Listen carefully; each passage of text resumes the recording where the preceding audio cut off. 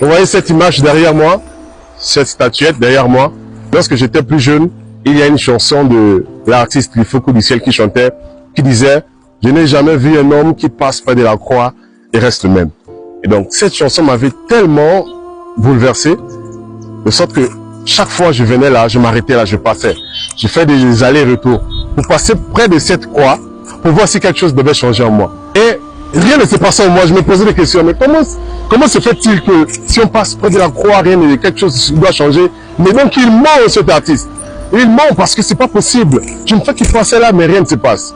Et je chantais cette chanson sans pourtant comprendre le fond de cette chanson. C'est maintenant plus tard, lorsque j'ai grandi spirituellement, j'ai compris qu'en réalité, il parlait de la conversion sincère en Christ.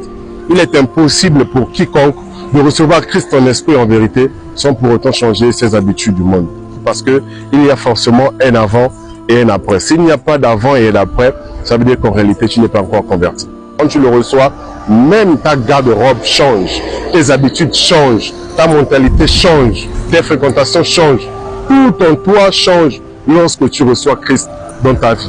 Il y a des femmes qui s'habillent de façon vulgaire et elles disent « Oh non, Christ regarde au cœur ». Mais j'ai une question à vous poser.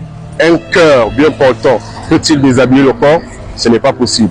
Si tu reçois Christ dans ta vie, systématiquement tu changes ta garde-robe. Systématiquement tu changes tes fréquentations. Systématiquement tu adoptes un nouveau système de vie. Systématiquement tu abordes une nouvelle façon de parler. C'est impossible de recevoir Christ dans sa vie et rester le même. Il y a forcément un changement.